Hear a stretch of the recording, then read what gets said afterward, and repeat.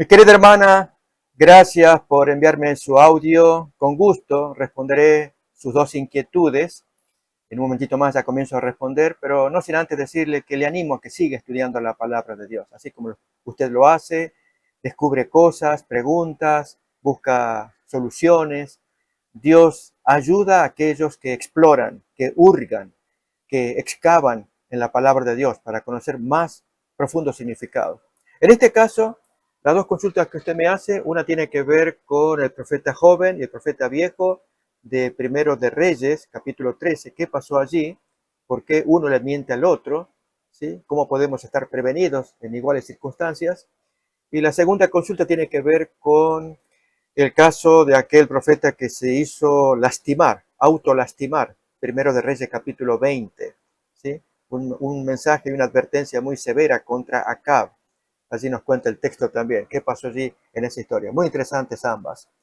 En primer lugar, con respecto a Primero de Reyes 13, efectivamente se nos habla de un profeta, vamos a llamarle joven profeta, enviado por Dios. eh, Claramente el Señor le dio órdenes para amonestar al rey Jeroboam, que estaba cometiendo muy grave pecado. Tal vez antes de introducirnos a hablar del joven profeta y el viejo, tratemos de entender el contexto de Jeroboam, por qué fue muy grave lo que él hizo y a la vez grave el pecado del profeta joven, grave el pecado del profeta viejo al mentirle también. En primer lugar, recordemos la apostasía del rey Salomón, como nos cuenta Primero de Reyes capítulo 11. Dios le envió adversarios para frenarlo de esa apostasía, el tercero de los cuales era este servidor de Salomón, esto es el joven Jeroboam, que luego llegaría a ser el rey Jeroboam primero. Lo cierto es que Dios había prometido que por causa del pecado de Salomón, su gran apostasía, al haberse mezclado con tantas mujeres y caer en la idolatría de esas mujeres, no quitaría el reino de sus manos por amor a su padre David, sino de manos del hijo de Salomón. Y así fue con Roboam. Roboam cometió el muy grave pecado de ponerse soberbio ante la consulta de la gente que vino a pedir que se disminuyeran los impuestos. Y allí estaba presente eh, Jeroboam. Pero antes de que aparezca esta historia de Roboam y Jeroboam, hay algo interesante de recordar, y es la visita o la aparición del profeta Agías a Jeroboam en el campo. Agías tenía una capa nueva, la partió en 12 pedazos y le dijo a Agías que tomara 10 pedazos. Él sería el nuevo rey de un reino dividido. Lógicamente, Jeroboam estaba muy sorprendido, era un hombre humilde, no entiendo qué está pasando acá. Entonces Agías le dice que Dios partiría el reino en dos, el reino del sur con sede en Jerusalén y el reino del norte con sede en Samaria, y que Jeroboam tomaría 10 tribus, la mayor parte de las tribus del norte con sede en Samaria, y la otra, Judá junto con Benjamín, estaría al mando de Roboam. Pero hay una parte que sí me gustaría leer del texto de Primero de Reyes capítulo 11, versículo 38 e incluso 37. Allí se nos aparece algo. Dios le dice a Jeroboam por medio del profeta Agías lo siguiente: yo pues te tomaré a ti, y tú reinarás en todas las cosas que deseare tu alma, y serás rey sobre Israel, sobre 10 tribus. Notemos con esto que Dios quería la colaboración de Jeroboam en el castigo que Dios quería darle a Jerusalén y a Roboam, el rey oficial, digamos, ¿no? Partiendo el reino, porque era mucho el pecado, y Dios consideró necesario separar allí tanta gente, porque el pecado provocado por la apostasía de Salomón estaba llegando a todo el país. Entonces era mejor separar y así curar este mal. Y Jeroboam tenía el tremendo privilegio de colaborar con Dios administrando 10 tribus, el reino del norte. Y fíjese ahora en versículo 38, cuán severo Dios habla, o cuán firme, y cómo debemos prestar atención a las expresiones de Dios, porque si esto nos pasa a nosotros, no tendremos excusa. Leo el versículo 38, que dice: si prestares oído a todas las cosas que yo te mandare, y anduvieres en mis caminos, e hicieres lo recto delante de mis ojos, guardando mis estatutos y mis mandamientos, como hizo David mi siervo, yo estaré contigo y te edificaré casa firme, como le edifiqué a David, y yo te entregaré a Israel. Tremendo versículo que Dios pronuncia por medio del profeta Agías. ¿Por qué lo dice el Señor? Al decir al comienzo nomás, sí prestares oído, ese sí condicional, ya indicaba que habría o podía haber problemas en el futuro, como efectivamente ocurrió. En otras palabras, Jeroboam no prestó atención a ese sí. Dios le daba las 10 tribus para que administrara y colaborara con Dios en el castigo que Dios quería darle a Roboam y a Jerusalén. E incluso dice el versículo siguiente: y yo afligiré a la descendencia de David a causa de esto, pero no para siempre. El texto todavía el que sigue dice que por esto Salomón procuró matar a Jeroboam, pero Jeroboam se levantó y huyó a Egipto, a Sisac, rey de Egipto, y estuvo en Egipto hasta la muerte de Salomón. Salomón, en lugar de arrepentirse de sus pecados, estaba ciego ese hombre, ¿no? Bien, lo cierto es que muere Salomón, hereda el reino Roboam, y toda la población se congrega juntamente con Jeroboam, que había regresado al saber que su enemigo, Salomón, había muerto. Y en la consulta popular al rey Roboam de que baje los impuestos, Roboam tuvo el desatino, el gravísimo error de seguir el consejo de sus amigos jóvenes. Y entonces eligió aplicar más impuestos, más mano dura, decimos. Y así fue que la gente se cansó. Y todos dijeron, huyamos, Israel, a tus tiendas. Así la gente pues se desanimó. Esto aparece en el capítulo 12. ¿Sí? Fíjense, esto es una cosa muy triste de parte de Roboam, cuando él debió haber sido sabio, pero Dios ya lo vio todo. Entonces, como consecuencia de eso, la nación se separa y toman a Jeroboam, que había sido el caudillo que se había opuesto a Salomón en su época, ahora es el nuevo rey. ¿Sí? Y entonces, el capítulo 12, versículo 25, a pesar de que Roboam quería recuperar el reino, el profeta se le aparece y le dice: no, no, es por voluntad de Dios, déjalo así, no te metas. Dios quiere que estas cosas sean así. Y así Roboam desistió.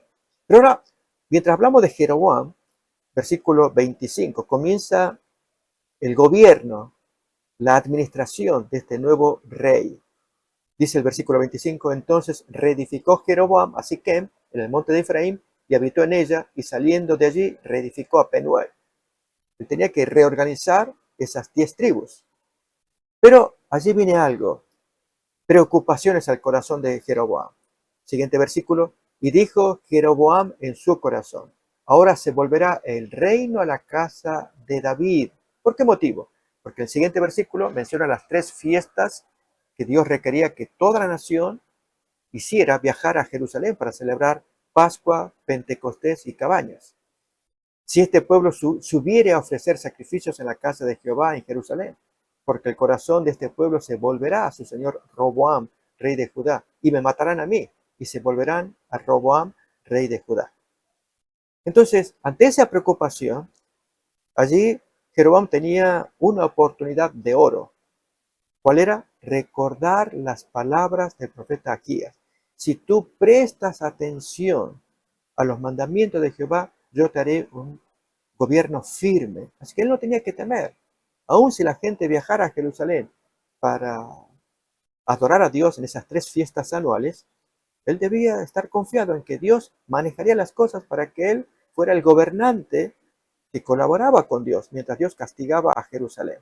Pero no, tuvo una pésima idea. El siguiente versículo 28 nos cuenta que Jeroboam, habiendo tenido consejo, ¿sí? ¿Consejo con quién? No fue precisamente con el Espíritu Santo. recordando las palabras del profeta Agías. No, fue un consejo carnal con su gabinete de gobierno, o sea, los colaboradores, los colegas de él, que habiendo tenido consejo, hizo el rey, y aquí viene la calamidad, 2 becerros de oro, y dijo al pueblo, bastante habéis subido a Jerusalén, he aquí tus dioses, oh Israel, los cuales te hicieron subir de la tierra de Egipto. Entonces él inventó dioses, Jehová, hecho en becerro, terrible, Dios aborrece semejante cosa. No eran dioses falsos, extraños, como lo hizo Jezabel décadas más tarde, en el mismo gobierno del Reino del Norte. Ella se trajo a Baal y a Astarte, que eran dioses de las tierras paganas. No, este Jeroboam hizo de Jehová una estatua en forma de becerro. Y eso es abominable a la vista de Dios, ya lo dicen los 10 mandamientos. Y entonces, como dice el texto, he aquí tus dioses, oh Israel, los cuales te hicieron subir de la tierra de Egipto. Versículo 29. Y puso uno en Betel y el otro en Dan. ¿Sí? Y esto fue causa de pecado porque el pueblo iba a adorar delante de uno hasta Dan. O sea, viajaban hasta allá para adorar según el rey estaba ordenando, que ya no tienen que ir a Jerusalén. Notemos que el motivo era el miedo de que Robam se ganara a la gente que iba a adorar en Jerusalén. Y no había que tener motivo, no había razón.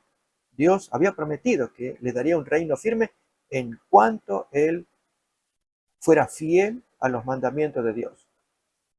También dice el texto que se puso nuevos sacerdotes, que no eran de la tribu de Leví, versículo 31. Dice el versículo, hizo también casas sobre los lugares altos e hizo sacerdotes de entre el pueblo que no eran de los hijos de Leví. Terrible. Y él estaba haciendo todo nuevo, totalmente nuevo. ¿No? ¿Cómo va a traer sacerdotes que no sean los ordenados por Dios de la tribu de Leví? Entonces, invitaba a cualquiera. Y ahí ya lo hacía sacerdote para que administre los sacrificios imitando lo que se hacía en Jerusalén. Pero no solamente con esto, en el versículo 32 y 33, terminando el capítulo 12 de Primero de Reyes, ya es el colmo. Entonces instituyó Jeroboam fiesta solemne en el mes octavo, no el mes séptimo. Entre los judíos, el mes séptimo, allí aparecen 2 fiestas solemnes, en verdad 3. La fiesta de las trompetas, primer día del mes séptimo, que es un sábado ceremonial, luego el 10.º día, el Yom Kippur, otro sábado ceremonial, y luego la fiesta de las cabañas, ¿sí? Que sería el primero y el octavo día de esa semana, son sábados ceremoniales también. Dice, instituyó Jeroboam fiesta solemne en el octavo mes, no en el séptimo.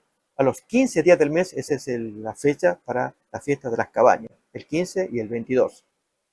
Conforme a la fiesta solemne que se celebraba en Judá, y sacrificó sobre un altar. Así hizo en Betel, ofreciendo sacrificios a los becerros que había hecho. Los toritos, ese era Jehová para Jeroboam. Una traición mayúscula, que este siervo, que había sido noble cuando era joven, ahora se estaba pervirtiendo. Ordenó también en Betel sacerdotes para los lugares altos que él se había fabricado. Versículo 33. Sacrificó pues sobre el altar que él había hecho en Betel a los 15 días del mes octavo, el mes que él había inventado de su propio corazón, e hizo fiesta a los hijos de Israel y subió al altar para quemar incienso.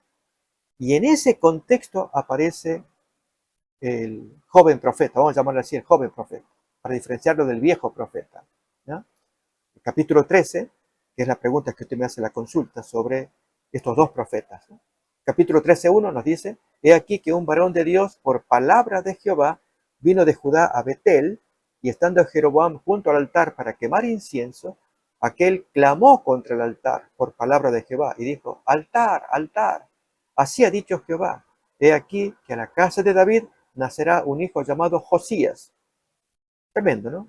Ya le da el nombre a este profeta, que más o menos vino unos 300 años más tarde, el cual sacrificará sobre ti a los sacerdotes de los lugares altos, lugares hechos por Jeroboam. Él no estaba autorizado para hacer esto, santuarios populares diríamos hoy, y luego sacerdotes que él se inventó, de cualquier tribu con tal que él le hicieran sacrificios, ¿no? que queman sobre ti incienso y sobre ti quemarán huesos de hombres. Y aquel mismo día, este joven profeta dio una señal. Esta es la señal de que Jehová ha hablado. He aquí que el altar se quebrará y la ceniza sobre él se derramará. El versículo 4 nos cuenta que el rey Jeroboam, cuando oyó la palabra del varón de Dios que había clamado contra el altar de Betel, extendió su mano desde el altar y dijo: prendedle. Mas la mano que había extendido contra él se le secó y no la pudo enderezar.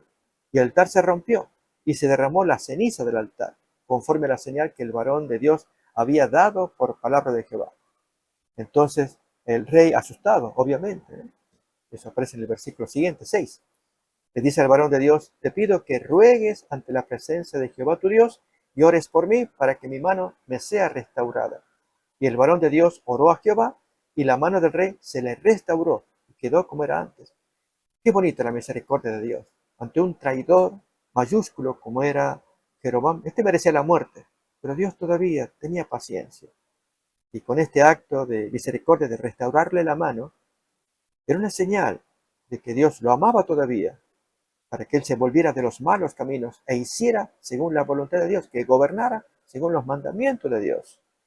Pero no obró de esa manera. Lo cierto es que el rey, complacido, invita al joven profeta, le dice: ven conmigo a casa y comerás, y yo te daré un presente. Lo invita a comer. Y aquí vienen las palabras muy importantes del joven profeta en el versículo 8. Aunque me dieras la mitad de tu casa, yo no iría contigo, ni comería pan, ni bebería agua en este lugar, porque así me está ordenado por palabra de Jehová.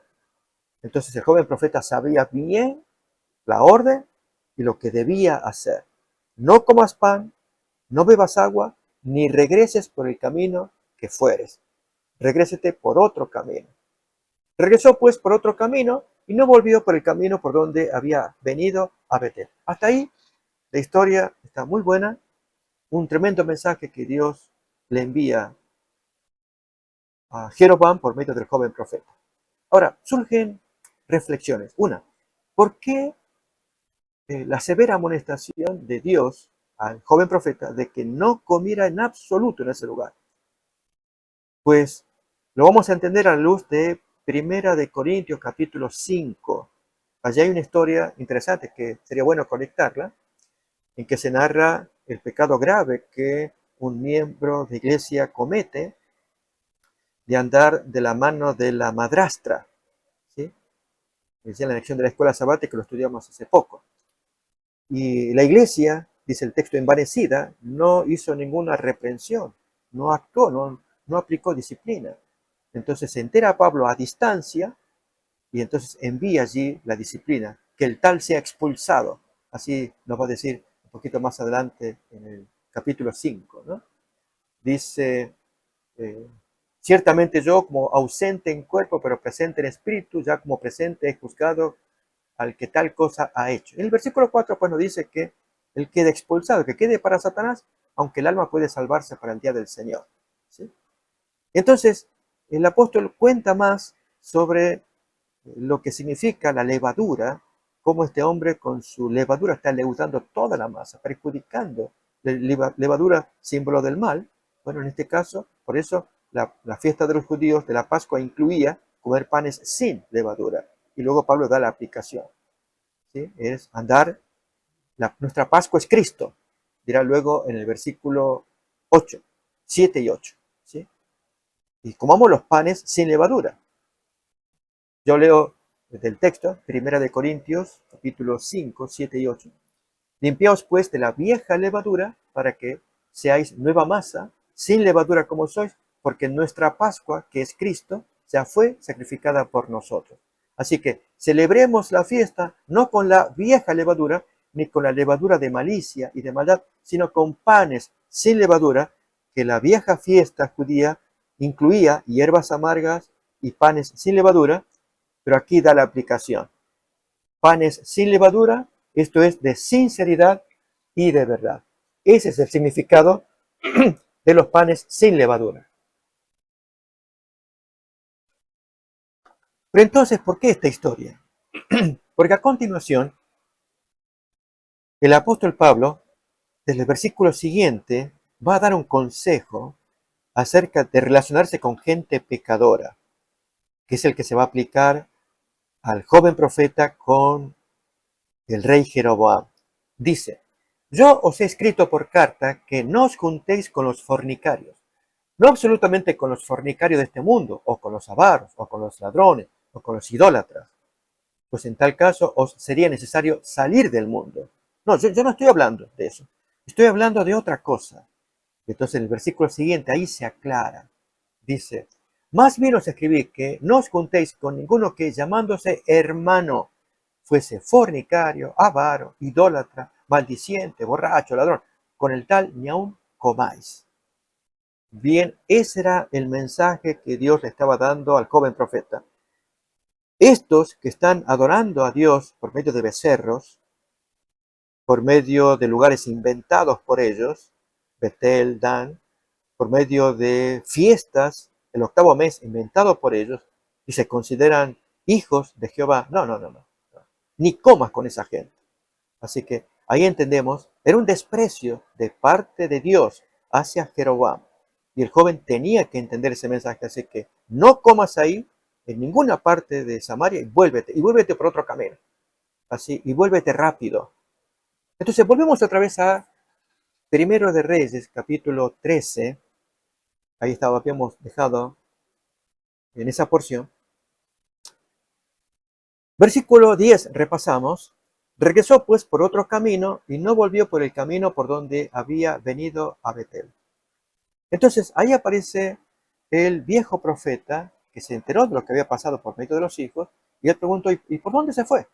Y ahí los hijos le dijeron, bueno, él se fue por tal camino. Y rápidamente el viejo quería encontrarse con el joven. ¿Sí? Y entonces, versículo 14, se encuentran. Primero de Reyes 13:14. Y yendo tras el varón de Dios, lo halló sentado debajo de una encina, descansando. Ese fue un error. Él tenía que salirse de allí. Es un lugar maldito, porque en ese territorio podía aparecer la tentación, como finalmente apareció. Y ahí le pregunta, ¿eres tú el varón de Dios que vino de Judá? Yo soy. Entonces le dijo, ven conmigo a mi casa y come pan. Toma descanso. Vente, relájate. Y él respondió, no podré volver contigo, ni iré contigo, ni tampoco comeré pan, ni beberé agua contigo en este lugar. Así que él sabía bien el mandamiento.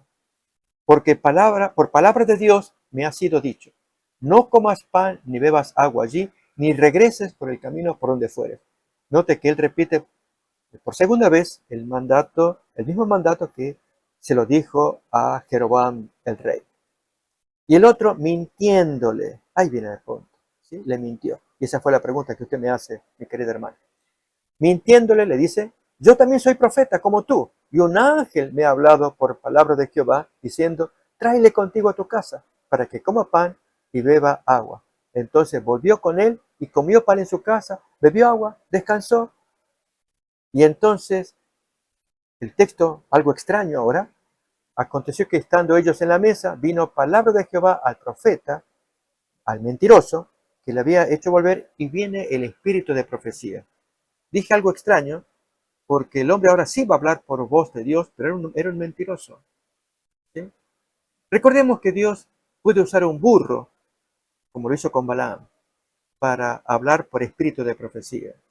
O puede usar a un profeta malo, falso, como fue Balaam, después de haber intentado varias veces de seducir, de descarriar al pueblo de Dios. Finalmente él va a lanzar una profecía de parte de Dios, que molesta muchísimo a su alquilador, al rey Balac, que lo había contratado para que maldijera al pueblo de Dios. Finalmente él lanza una bendición, ya lo anterior era forzado, pero ahora ya sale directamente por espíritu de profecía, o sea, el Espíritu Santo hablando en él, produciendo una profecía.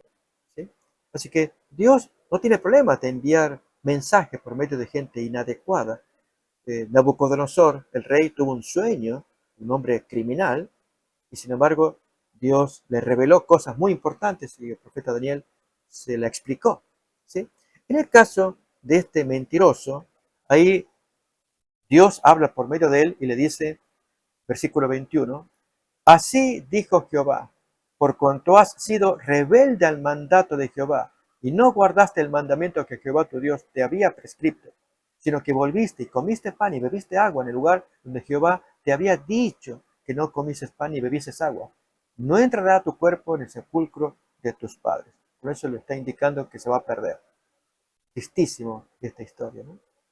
Cuando hubo comido y bebido, el que lo había hecho volver le ensilló el asno y conocemos la historia, que él se fue de regresar, pero un león lo atacó.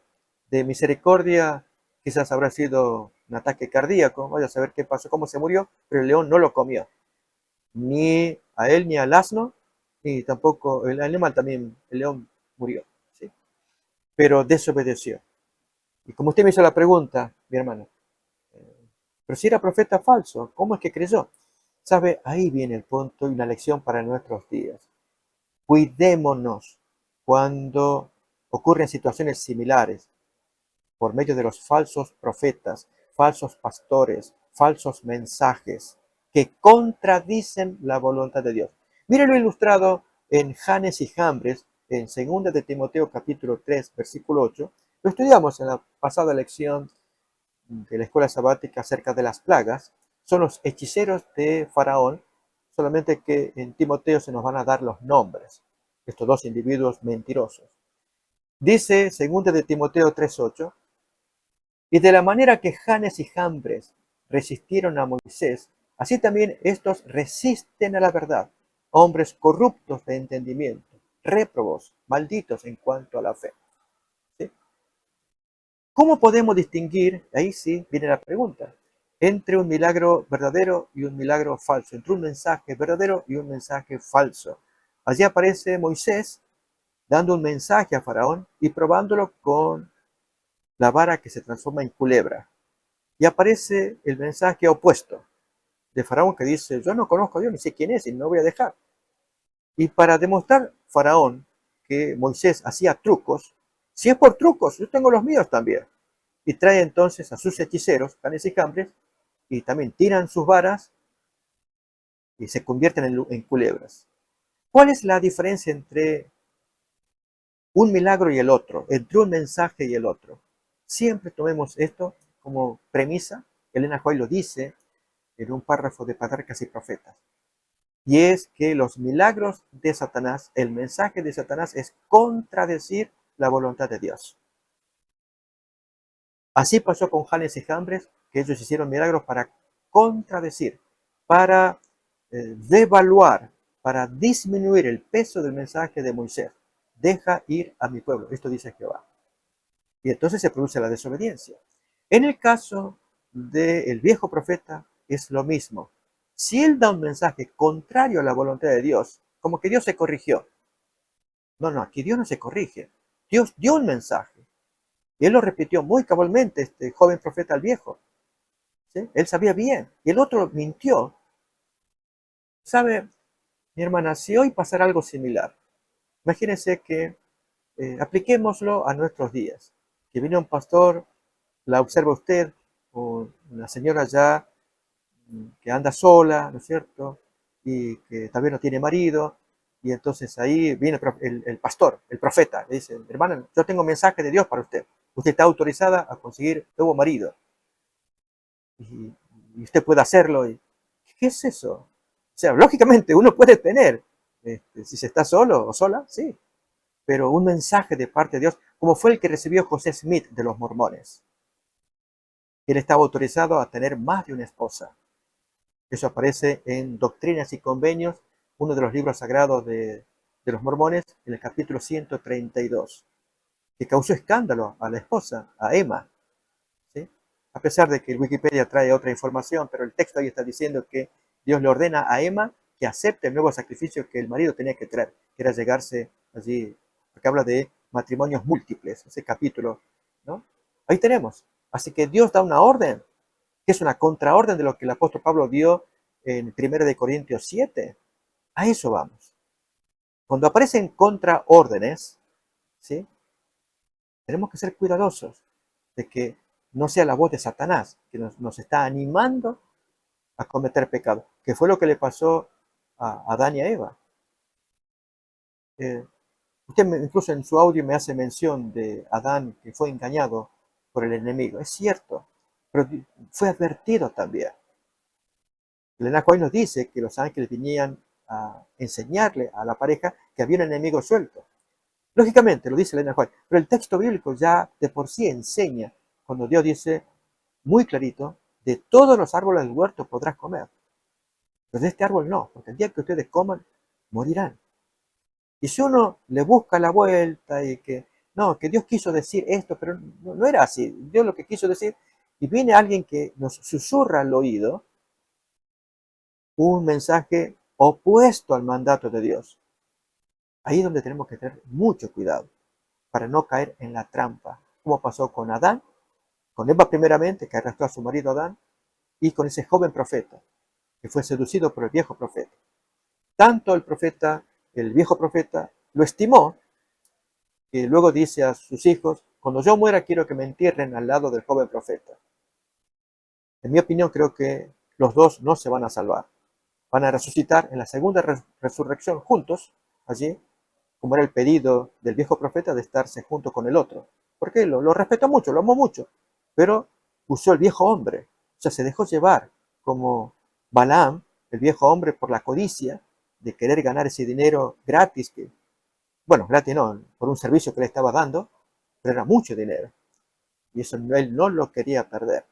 Y esas actitudes carnales se pagan, y muy feo en la segunda resurrección. ¿Sí? Entonces, así ya tenemos este panorama del caso de la primera consulta del joven profeta y el viejo, ¿sí? Esperando que pueda ser más claro ahora cuando usted lea los textos.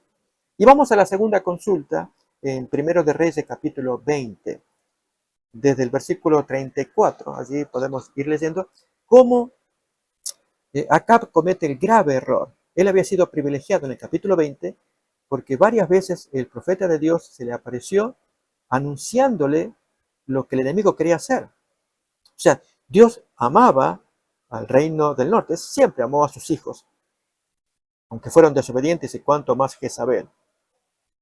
Y fue privilegiado. Pero cuando llegó el momento en que capturó a su enemigo, Ben-Hadad, no hizo como tenía que haber hecho, que era castigarlo solemnemente por los varios intentos de atacar de Ben-Hadad, el rey sirio enemigo, de atacar a Israel. El versículo 34 nos cuenta allí en Primero de Reyes 20 que hacen un pacto y Acab se lo cree y eso ofendió a Dios. Leo el texto. Y le dijo Ben-Hadad, las ciudades que mi padre tomó al tuyo, yo te las restituiré. O sea, y entre esas ciudades estaba Ramot de Galaad. ¿Sí? Yo te las voy a devolver. Y haz plazas en Damasco. Damasco es la capital de Siria. Hazlas para ti. O sea, tú vas a... Y allí es como una especie de ciudad de residencia para ti, cuando tú me visites. Como mi padre las hizo en Samaria. Y yo, dijo Acab, te dejaré partir con este pacto. Hizo pues pacto con él y lo dejó ir. Ahí fue el error. Dejar ir a este enemigo de Dios y de Israel, diríamos, impunemente sin darle ningún castigo.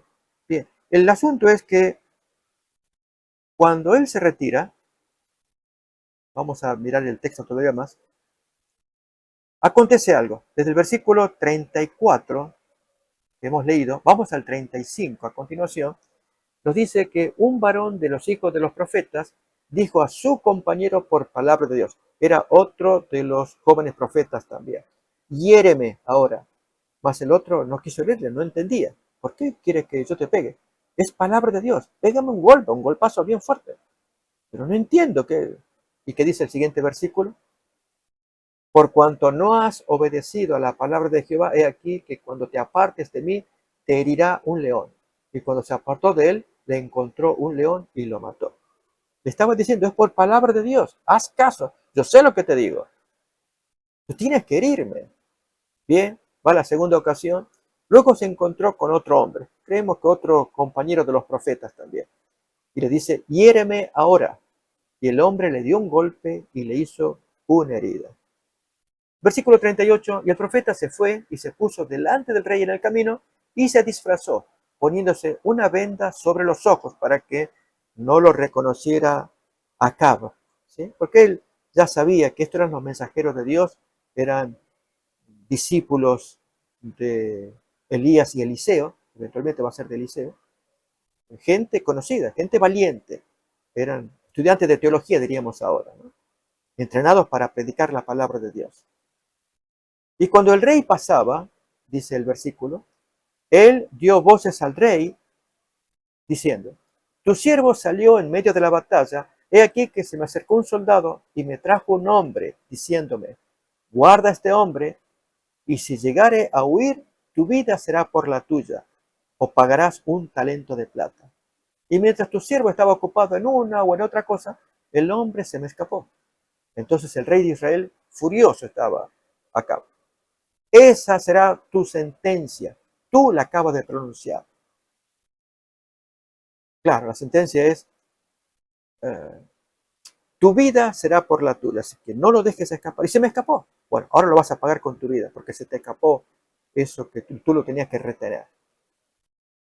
Y entonces dice el texto, versículo 41, pero él se quitó de pronto la venda sobre sus ojos, y el rey de Israel reconoció que era de los profetas. Y él le dijo, así ha dicho Jehová, por cuanto soltaste de la mano el hombre de mi maldición, de mi anatema, así que era un hombre odiado por Dios, Ben-Hadad, el rey sirio. Tu vida será por la suya, y tu pueblo será por el suyo. O sea, iban a ser esclavos, y así fue duro los ataques que hacía Ben-Hadad contra el pueblo de Dios. Y el rey de Israel se fue a su casa triste y enojado, y llegó a Samaria. Acá un detalle interesante que el texto bíblico no lo cuenta, pero Josefo, historiador de los judíos, contemporáneo de San Pablo, él en su libro, él escribe que este profeta que se hirió y se cubrió de venda y luego le dio la amonestación, era nada menos que Micaías, hijo de Imla, que aparecerá 2 capítulos más adelante. Un muy tremendo profeta, muy fuerte en su mensaje, texto que ya vamos a leer también. Entonces, claro, la Biblia no dice, pero que ese fue el profeta y que luego lo encarceló, por lo cual ahí entendemos que estuvo encarcelado Micaías, hijo de Imla, en el capítulo 22. Pero acá viene algo interesante. El texto nos dice que se fue triste y enojado, y en el capítulo 21 entramos a una nueva historia antes de mirar el desenlace de Acab, ¿sí? Por lo cual se hirió el, el joven profeta en la cara y se había vendado. Y es que Acab buscaba elevarse su ánimo eh, mirando el sembradío que tenía allí cerca de su palacio, la viña de Nabot, un vecino, que él las codiciaba, la quería tener para sí, para su propiedad. Y entonces quiso comprarla, en fin, una u otra manera, pero Nabot fue claro, no, esto es herencia de mi familia, yo no lo voy a dar. Entonces, cuando la esposa Jezabel llega a ver a su marido muy triste, le dice, ¿qué es lo que te pasa? No, tengo problemas con mi vecino, él no me quiere vender su propiedad. Pero ese es el problema. ¿Y dónde está el rey?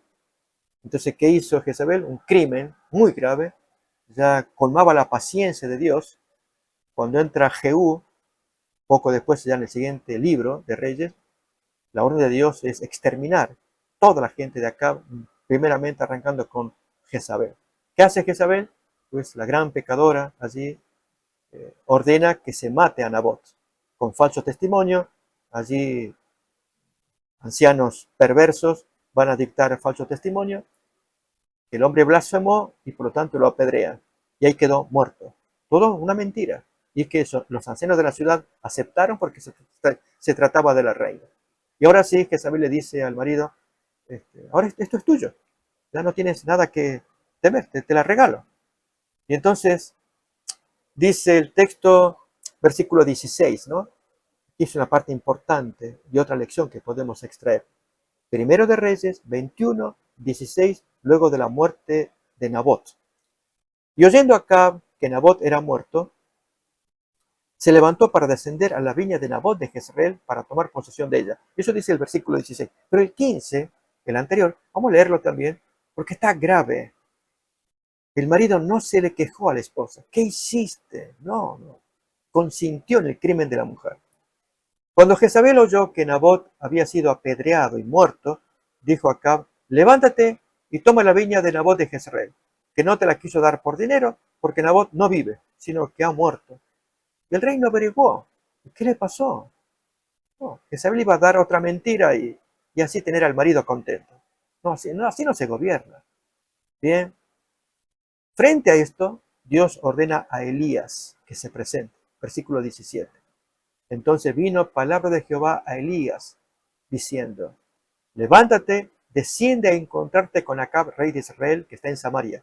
Y aquí él está en la viña de Nabot, a la cual ha descendido para tomar posesión de ella. Y le hablarás diciendo: así dice el Señor, ¿no mataste y también has despojado? Y volverás a hablarle diciendo: así dice el Señor. Y ahí viene la sentencia muy dura, que me gustaría leerla también, ¿no? Versículo 19. En el mismo lugar donde lamieron los perros la sangre de Nabot, los perros lamerán también tu sangre, tu misma sangre. Todavía más, en el siguiente versículo va a hablar de la esposa. Pero dice antes: y Acab dijo a Elías: me has hallado, enemigo mío. Te he encontrado, responde, porque te has vendido a hacer lo malo delante de Jehová. ¿Sí?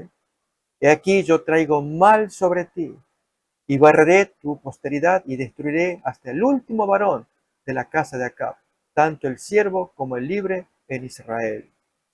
Y pondré tu casa como la casa de Jeroboam, hijo de Nabat, como la casa de Baasa, hijo de Ahías, por la rebelión con que me provocaste a ira y con que has hecho pecar a Israel. Y también para Jezabel había una profecía: los perros comerán a Jezabel en el muro de Jezreel. El que de acá fuere muerto en la ciudad, los perros lo comerán. Y el que fuere muerto en el campo, lo comerán las aves del cielo. Y entonces hay un comentario adicional, y cuento todo esto porque algo pasó en el corazón de Acab, luego de escuchar tremendo mensaje. A la verdad, ninguno fue como Acab, que se vendió para hacer lo malo ante los ojos de Jehová, porque Jezabel, su mujer, lo incitaba. Él fue en gran manera abominable, caminando en pos de los ídolos, conforme a todo lo que hicieron los amorreos, a los cuales lanzó Jehová de delante de los hijos de Israel. Y sucedió, dice el siguiente versículo, que cuando Acab oyó estas palabras, rasgó sus vestidos. Ahí viene el punto: el arrepentimiento, la contrición, el dolor de corazón de Acab, y que Dios lo va a tomar. Sucedió que cuando Acab oyó estas palabras, rasgó sus vestidos y puso cilicio sobre su carne, y ayunó y durmió en cilicio y anduvo humillado. Entonces Dios le habla a Elías y le dice, versículo 29 ahora, ¿no? ¿No has visto cómo Acab se ha humillado delante de mí? Pues por cuanto se ha humillado delante de mí, no traeré el mal en sus días. En los días de su hijo traeré el mal sobre su cabeza. Note qué interesante cómo eh, Dios va a tomar el arrepentimiento de Acab como bueno, lo va a aceptar, como ocurrió con Manasés, aquel terrible rey, hijo del rey Ezequías, primero de Crónicas, capítulo 33, cuando cometió muchísimos crímenes, y no obstante él se arrepintió, y Dios le escuchó el arrepentimiento, y se lo aceptó, y le perdonó. Bueno, algo similar estaba pasando con Acab, y Acab tenía que ser muy consciente de que con Dios no se juega. El mensaje de Elías fue muy severo. Pero entonces, leemos ahora en Primero de Reyes, capítulo 22:1, y aquí viene el quiebre. 3 años pasaron sin guerra entre los sirios e Israel, y este es el último día de Acab. 3 años en los que aquel arrepentimiento de 3 años atrás, Acab no lo retuvo, no reafirmó sus convicciones espirituales, no se afirmó en la gracia, en la fe, en el perdón de Dios. Se descuidó, como decimos, porque 3 años más tarde, hay un silencio, la historia no cuenta qué pasó, pero el último día de Acab sí cuenta, y mucho, cuando este capítulo 22, pues finalmente Acab va a tomar aquello que Ben-Hadad no cumplió en el capítulo 20, recordamos, ¿no? Que Ben-Hadad había prometido devolver las ciudades que pertenecen a Israel, entre ellas Ramón de Galad, y ahora Acab va a ir a fuerzas a tomar, ¿no? Leo en Primero de Reyes capítulo 22, 3. Y el rey de Israel dijo a sus siervos: ¿no sabéis que Ramón de Galad es nuestra y nosotros no hemos hecho nada para tomarla de mano del rey de Siria? Sí, se había hecho algo en el capítulo 20 y es dejarlo ir libre. Por eso se lastimó el profeta del Señor, se vendó para decirle: así también, como tú dejaste ir al enemigo de Jehová, así también tu vida será por la vida de él. Pero como Dios escuchó el arrepentimiento por el caso de la viña de Nabot, por el crimen de Jezabel, Dios le prolongó misericordia. Pero hay que retener esa misericordia, ese es el mensaje, porque si no lo hacemos, allí moriremos por los pecados que cometemos. Creo que se cumple aquí en acaba aquel texto de Ezequiel 33, versículo 13 y 14, cuando se nos habla de aquel que, cuando Dios dice: si tú fueres justo, voy a leer el texto que dice: cuando yo te dijera al justo, de cierto vivirás, porque te arrepentiste, confesaste tu pecado, ¿sí? Pero él, confiado en su justicia, hiciera iniquidad 3 años más tarde. Todas sus justicias no serán recordadas, todo su arrepentimiento, ¿no? Aunque Acab tenía muy poco de noble, excepto el arrepentimiento por el caso de la acusación de Elías, sino que morirá por su iniquidad que él hizo. ¿Sí? Y así fue. Acab murió por este grave pecado que está a punto de cometer. ¿Y cuál es? En Primero de Reyes, capítulo 22, se nos cuenta que él decidió hacer guerra a los sirios para recuperar Ramot de Galad. Y aquí que estaba de visita el rey del sur, Josafat, eran consuegros, y entonces dialogan ambos y hasta lo invita a la guerra.